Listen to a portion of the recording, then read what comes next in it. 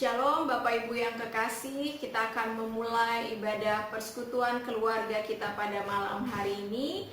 Saya mengajak kita semua untuk bersama-sama memuji Tuhan dari NYTB nomor 74, baitnya yang pertama dan yang kedua, Tuhan Allah hadir.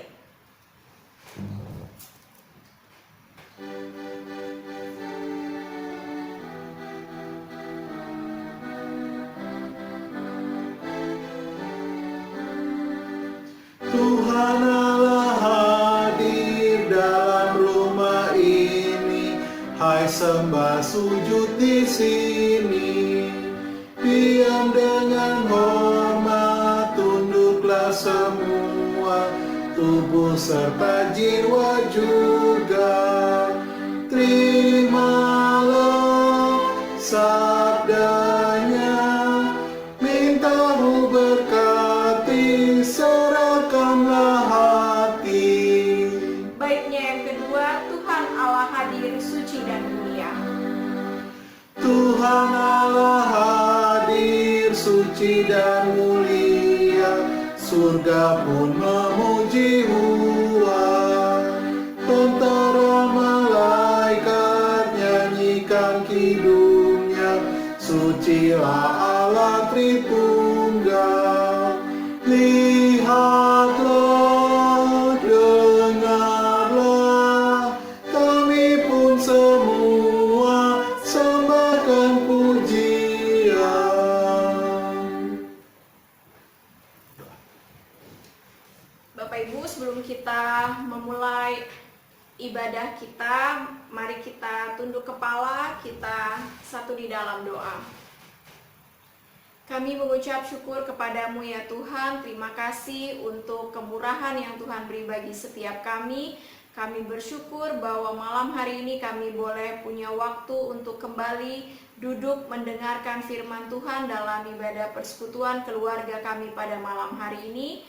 Kami serahkan ibadah ini dari awal, pertengahan hingga akhirnya, biarlah boleh berjalan di dalam nama Tuhan kami Yesus Kristus. Engkau yang memberkati kami, Engkau yang memberkati setiap media yang kami pakai saat ini untuk beribadah. Biarlah ibadah ini boleh berjalan dalam pertolongan Tuhan. Kami menyerahkan ibadah ini Tuhan dalam tangan-Mu. Kau memberkati baik suami hamba yang melayani, baik setiap jemaat-Mu yang hadir dalam ibadah malam hari ini. Tuhan yang memberkati kami. Terpujilah nama-Mu ya Tuhan. Di dalam nama Tuhan kami Yesus Kristus kami sudah berdoa dan mengucap syukur. Haleluya. Amin.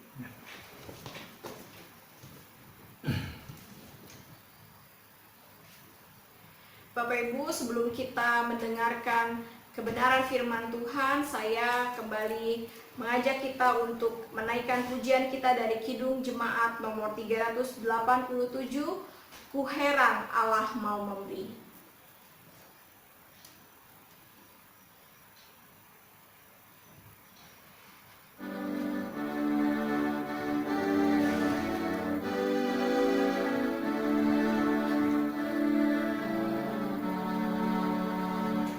Ku heran Allah mau memberi rahmat-Nya padaku, dan Kristus sudi menebus yang hina bagaiku. Namun ku tahu yang ku percaya, dan aku yakin kan kuasa-Nya. Ia menjaga yang ku taruhkan hingga harinya kelak. Ku heran oleh rahmat-Nya, hatiku beriman, dan oleh kuasa sabdanya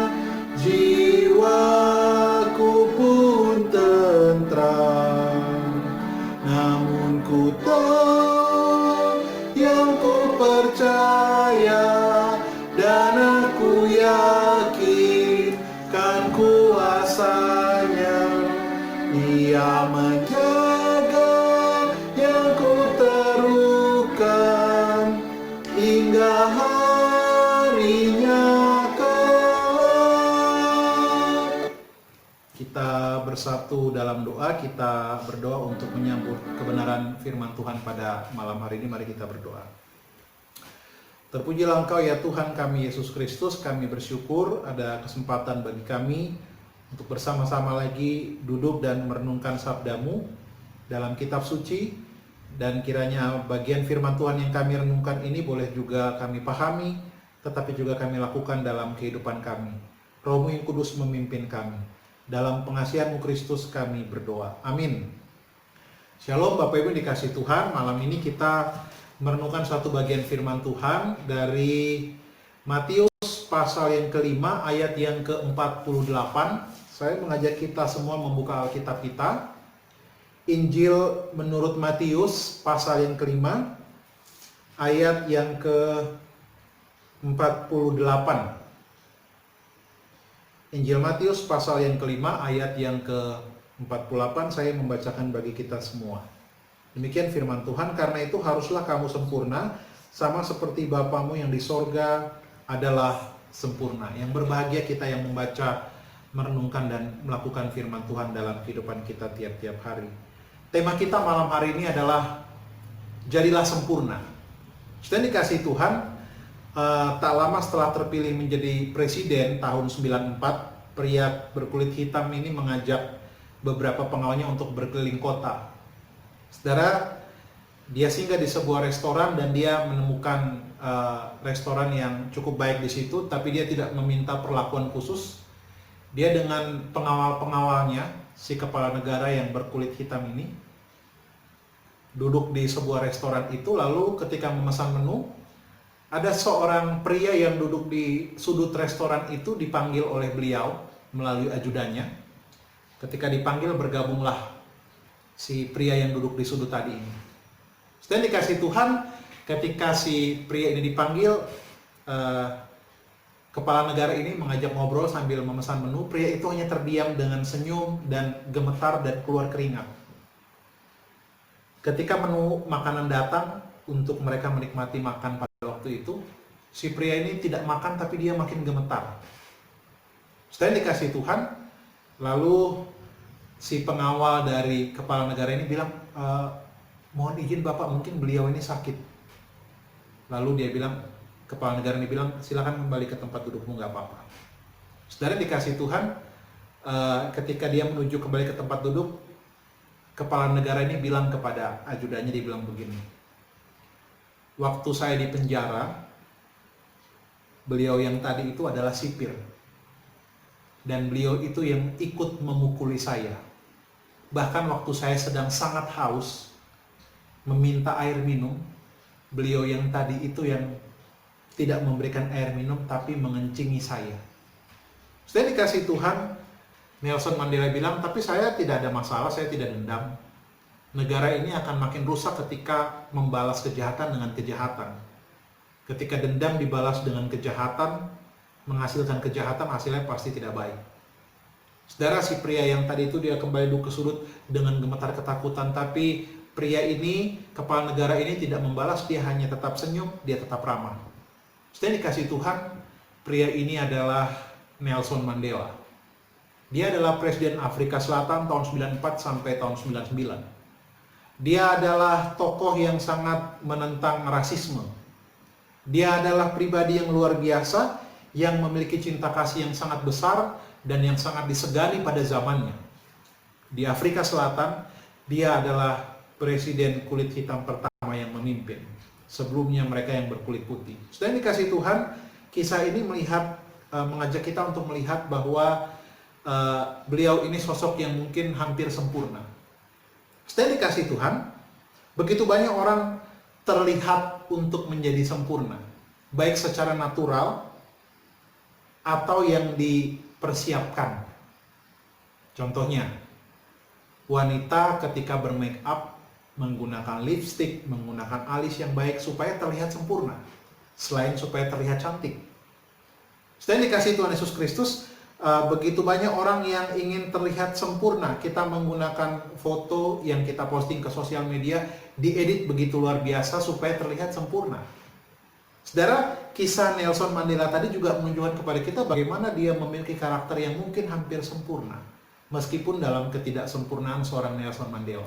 Saudara dikasih Tuhan, karena itu pertanyaannya, adakah manusia yang sempurna? Tentu tidak ada. Hanya Tuhan yang sempurna. Tapi bagian firman Tuhan pada malam hari ini yang tertulis jelas, kata Yesus, karena itu haruslah kamu sempurna sama seperti Bapakku di sorga adalah sempurna. Sudah dikasih Tuhan, kita bersama-sama belajar bahwa kesempurnaan itu adalah milik Tuhan. Allah lah yang sempurna. Dalam Yesus Kristus dialah yang sempurna. Dan kita penuh dengan ketidaksempurnaan. Tapi saudara, malam hari ini kita mau belajar dari kitab suci ini, teks ini, Matius pasal 5 ayat yang ke-48, bagaimana kesempurnaan itu adalah sebuah keharusan bagi anak-anak Tuhan, bukan sebuah pilihan. Dan dikasih Tuhan, teks yang kita baca ini seperti kisah Nelson Mandela tadi, bukan hanya berbicara soal pengampunan, meskipun pengampunan ada dalam perikop Matius pasal 5 ayat yang ke-17 sampai ayat yang ke-48 ini. Dan dikasih Tuhan Yesus Kristus, teks ini mau mengajarkan kepada kita berbicara tentang hidup yang berbeda dari zamannya. Orang yang hidup sejaman dengan kita, tapi kita memiliki hidup yang berbeda dengan orang yang sejaman dengan kita. Saudara, untuk lebih jelas, mari kita lihat Matius pasal 5 ayat 20, saya bacakan bagi kita sekalian. Matius pasal 5 ayat yang ke-20 tertulis begini. Maka aku berkata kepadamu, jika hidup keagamanmu tidak lebih benar daripada hidup keagamaan ahli-ahli Taurat dan orang-orang Farisi, sesungguhnya kamu tidak akan masuk ke dalam kerajaan sorga. Yesus katakan, jika hidup keagamanmu tidak lebih benar daripada hidup keagamaan ahli-ahli Taurat dan orang-orang Farisi. Dan dikasihi Tuhan Yesus Kristus, ini adalah sebuah kalimat Yesus yang dicatat oleh penginjil Matius, yang berbicara tentang kehidupan yang sempurna, tetapi tidak menjadi seperti ahli Taurat dan orang Farisi. Mengapa demikian? Saudara, ahli Taurat dan orang Farisi menganggap kehidupan mereka sangat baik, menganggap kehidupan mereka itu sangat sempurna. Sudah dikasih Tuhan, kita belajar bersama-sama bagaimana orang Farisi itu memiliki hukum yang begitu banyak. Sudah dikasih Tuhan, hukum Taurat itu yang begitu banyak, ada perintah kurang lebih 248, larangan 365. Dan ini dilakukan oleh ahli Taurat dan orang Farisi. Mereka sangat tekun melakukan ini. Jadi kasih Tuhan, dari sudut pandang manusia, mereka memang luar biasa. Bayangkan ada 613 hukum ini, mereka melakukan luar biasa. Karena itu sudah dikasih Tuhan, mereka ketika melakukan hal ini di hadapan manusia sangat luar biasa. Karena itu mereka merasa sempurna.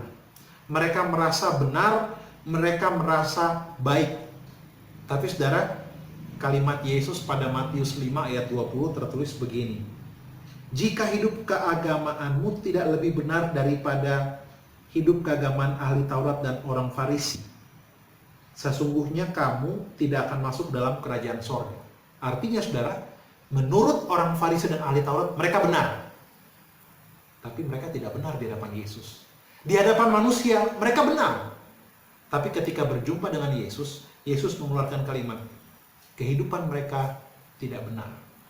Mereka menjalankan hukum yang adalah perintah, tetapi sudah dikasih Tuhan, kehidupan mereka hanya merasa benar, hanya merasa sempurna, merasa, dan merasa. Sudah dikasih Tuhan, bahaya sekali kalau kita hanya merasa.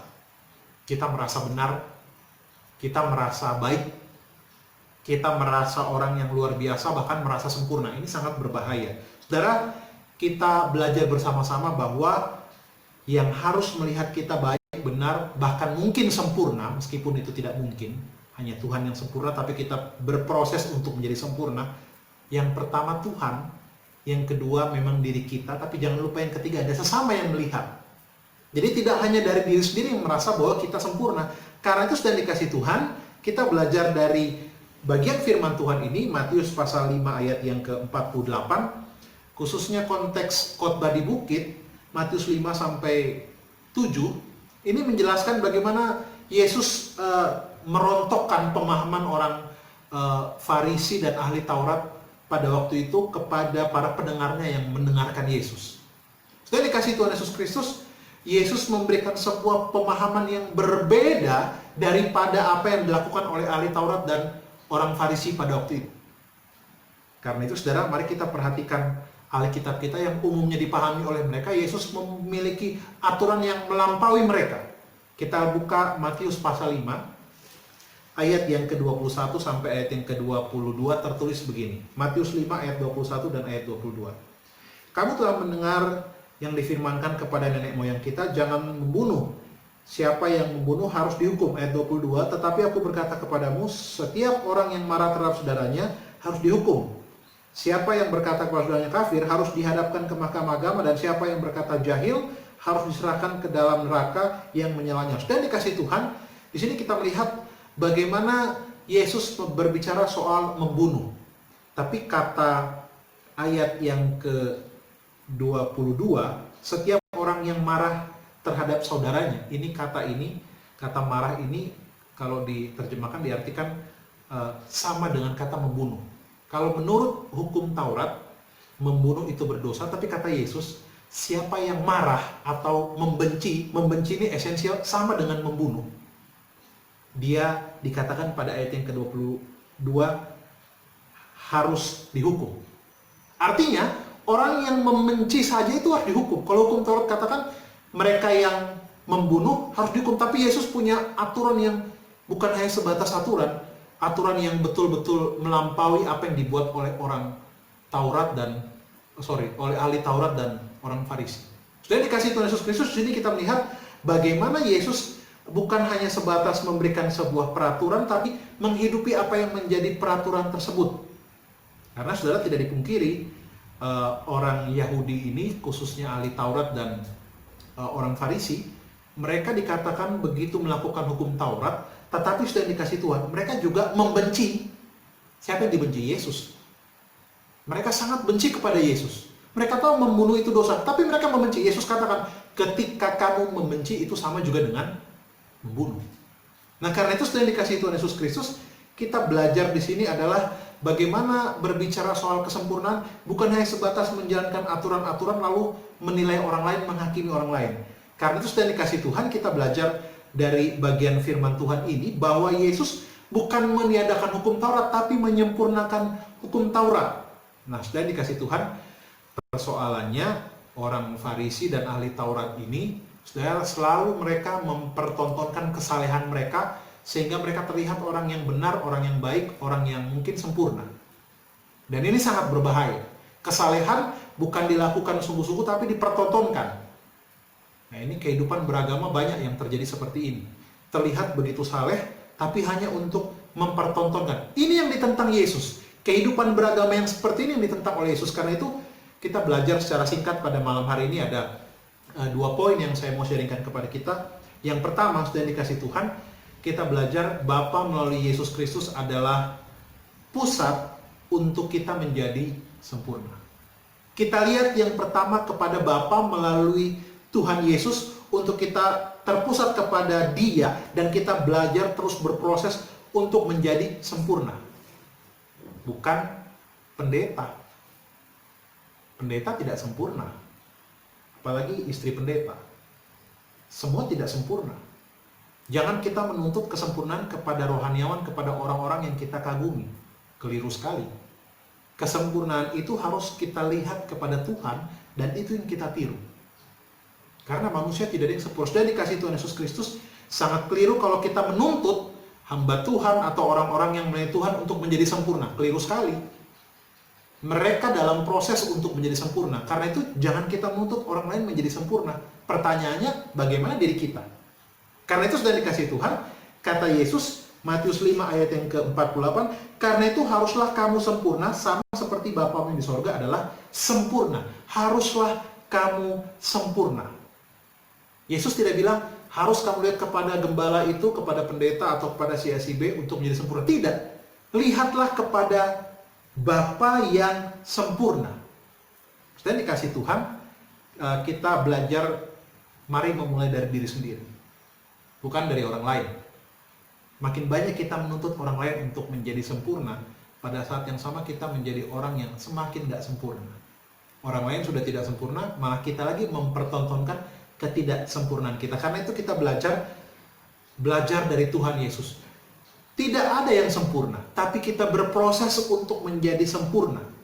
Jangan kita menuntut orang lain. Karena itu saudara, tidak dipungkiri sayangnya masih banyak orang yang menuntut orang lain untuk sempurna, tapi lupa kepada diri sendiri.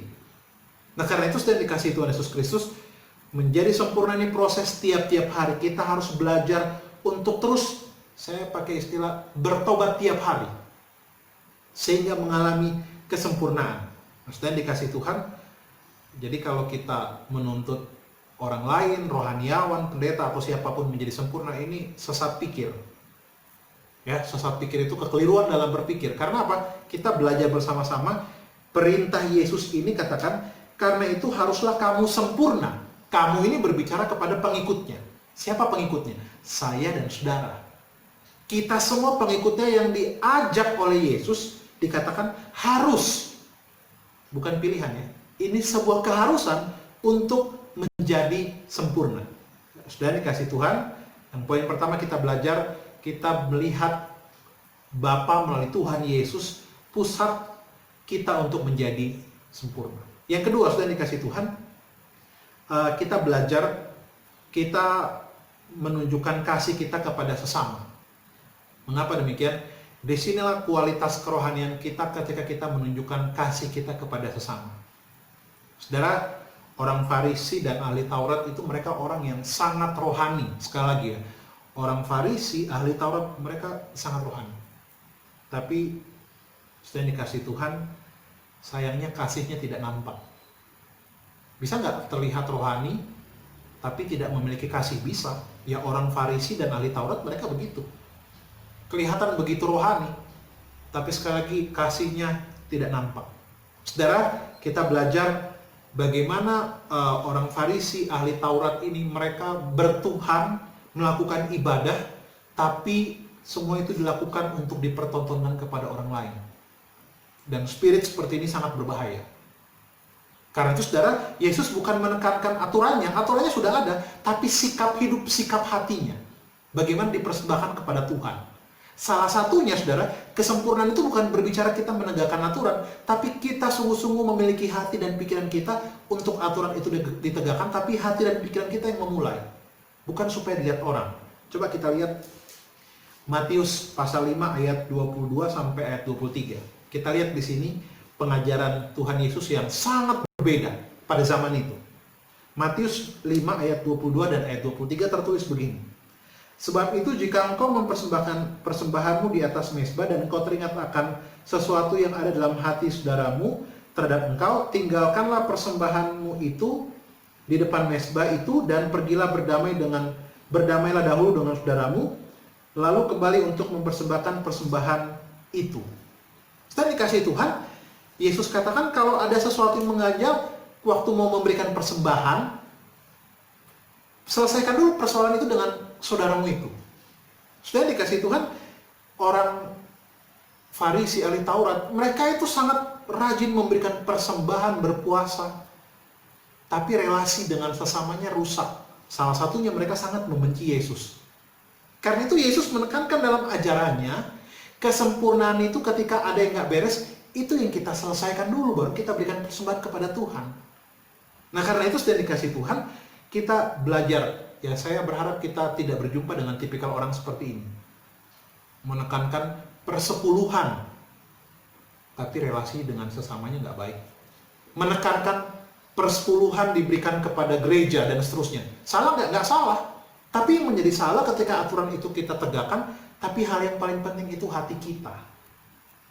Setelah dikasih Tuhan, kita belajar dari firman Tuhan ini, memberikan persembahan itu penting. Tapi jangan lupa poin yang jauh lebih penting, hati kita. Ketika hati kita bereskan kepada orang yang mungkin punya pergumulan permasalahan dengan kita, akibatnya ketika itu dibereskan baru kita berikan persembahan kepada Tuhan. Kata Roma, ibadah yang sejati mempersembahkan diri kita. Karena itu sudah dikasih Tuhan, kita belajar secara singkat malam hari ini, menjadi sempurna itu bukan hal yang mudah, itu sebuah proses. Jadilah sempurna itu terus-menerus dalam kehidupan kita. Tidak seperti Superman. Bapak Ibu pernah nonton mungkin film Superman. Wah, bisa terbang dia. Membela keadilan, membela kebenaran, menolong orang-orang yang dalam keadaan sulit. Saudara yang dikasihi Tuhan, tidak ada manusia yang seperti Superman. Kita semua memiliki keterbatasan. Tapi kita belajar menjadi sempurna adalah sebuah proses. Yang poin penting yang saya sharingkan kepada kita, yang pertama tadi, saudara dikasihi Tuhan, pusat kita untuk menjadi sempurna kepada Bapa melalui Yesus Kristus, bukan kepada manusia. Karena ketika kita menuntut kepada manusia, kita pasti kecewa. Dan saudara harus kita ingat baik-baik, manusia di bawah kolong langit ini tidak ada yang sempurna. Tapi kita sebagai anak Tuhan terus berproses, terus belajar untuk menjadi sempurna. Ya, poinnya kepada prosesnya. Karena itu semua kita sedang berproses. Ya, tidak ada seorang yang menjadi sempurna. Tidak, saya pendeta pun terus-menerus berproses dalam kehidupan kita semua. Kita semua berproses. Yang kedua, saudara, yang dikasih Tuhan, kita belajar kasih kita tunjukkan kepada sesama. Karena apa? Itu kualitas kasih kita. Itu kualitas kerohanian kita. Ketika kita menunjukkan kasih kita kepada sesama, itu menunjukkan kualitas kerohanian kita. Saya bersyukur di masa COVID-19 ini, ada orang-orang yang begitu murah hati. Orang-orang yang begitu peduli, yang memberikan cinta kasih. Ini kualitas kerohanian yang baik, salah satunya ini. Memiliki kepedulian. Saudara, kesempurnaan adalah milik Tuhan, tapi kita terus berproses untuk menjadi sempurna.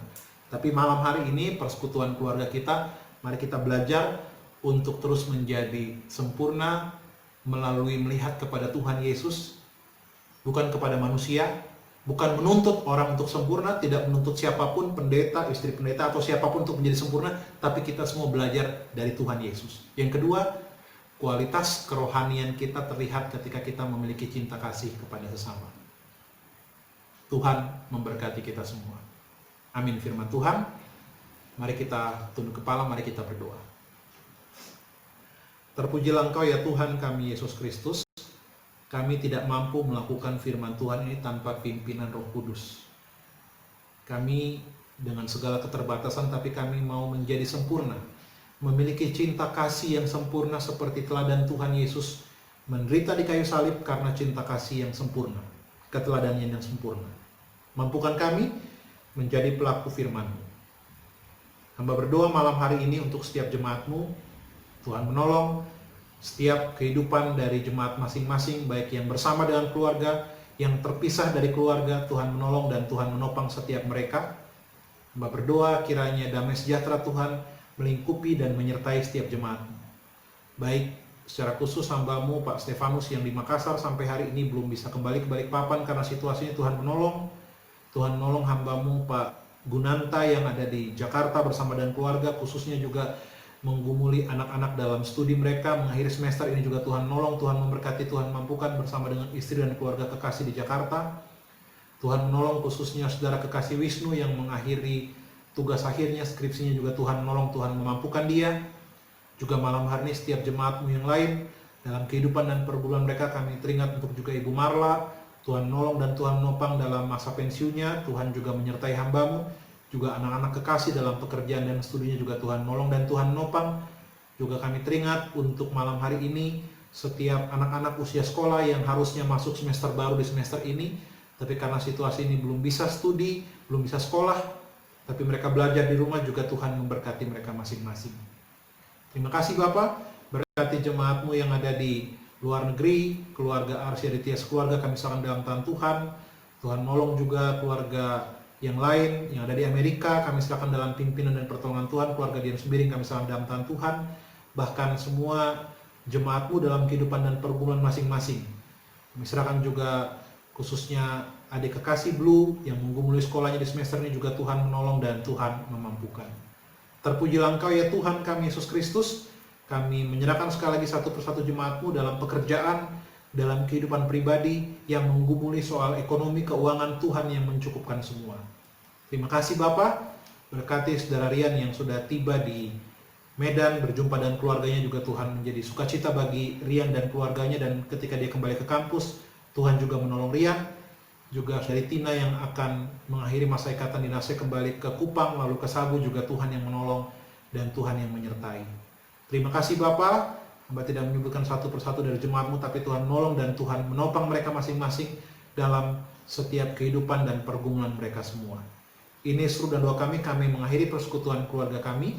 Di dalam nama Tuhan kami, Yesus Kristus, kami berdoa dan kami mengucap syukur dan mengakhiri persekutuan kami. Amin. Tuhan memberkati kita semua. Shalom.